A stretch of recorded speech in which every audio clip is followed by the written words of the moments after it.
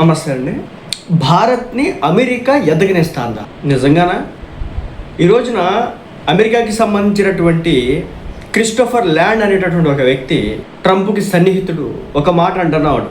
గతంలో చైనాను స్వేచ్ఛగా ఎదగనించి తప్పు చేసాం, ఇప్పుడు భారత్ విషయంలో ఆ తప్పు చెయ్యం. చైనాని స్వేచ్ఛగా ఎదగనించి తప్పు చేసేదేంటి?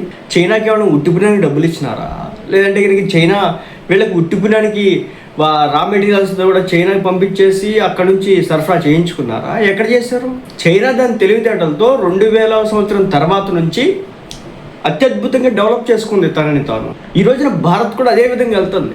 మేక్ ఇన్ ఇండియా ప్రోగ్రాంలో భాగంగా మన కాళ్ళ మీద స్వదేశీ వస్తువుల మ్యానుఫ్యాక్చరింగ్ మీద ఈ రోజున భారత్ సిద్ధమవుతూ ఉంటే దాన్ని చూసి ఏడుస్తా ఈ వ్యక్తి ఈ విధంగా మాట్లాడేది జరుగుతుంది. క్రిస్టోఫర్ ల్యాండ్ అనేటటువంటి వ్యక్తి. దీనికి సంబంధించి జయశంకర్ గారు రెస్పాండ్ అయినారు. ఇప్పుడు భారతదేశ ఎదుగుదలను ఎవరు ఆపలేరని చెప్పేసి జయశంకర్ గారు చెప్పారు. ఎవడైతే ఆపాలనుకుంటున్నాడో అది ఆపలేరు, మీ వల్ల కాదు. మా భారతదేశాన్ని మీరు ఇంకా కంట్రోల్ చేయలేరు. మీరు కంట్రోల్ చేద్దామంటే కుదరదు. 140 కోట్ల మంది జనాభా ఉన్నటువంటి దేశాన్ని ఒక అమెరికావుడు కంట్రోల్ చేస్తాడా? మీ చేతిలో మీరు రిమోట్ పెట్టుకుంటారా? మన దేశం ఆ విధంగా సాగిలి పడిద్దా? జయశంకర్ గారు అదే మాట చెప్తా ఉన్నారు. ఏమాత్రం కూడా ఈసారి వర్కౌట్ కాదు.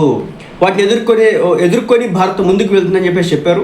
భారత్తో వాణిజ్య సంబంధాలు పెట్టుకున్నటువంటి దేశాలన్నీ లాభపడ్డాయని, ఎవరో వచ్చి భారత్కు ఏదో మేలు చేశామన్నట్లు మాట్లాడాల్సిన అవసరం లేదని వారు కూడా భారత్ నుంచి అదే స్థాయిలో ప్రయోజనం పొందారని చెప్పేసి జయశంకర్ గారు చెప్పడం జరుగుతుంది. అంటే ఈ రోజున ఎలా ఉందంటే వీళ్ళ పరిస్థితి, మనకేదో ఉట్టి పుణ్యానికి అమెరికా ఓటు తెచ్చి చేస్తున్నాడు, మనం ఏదో తినేస్తున్నాము, మన దేశం డెవలప్ అయిపోతుందని చెప్పేసి వీళ్ళు ఫీల్ అవుతూ ఉన్నారు.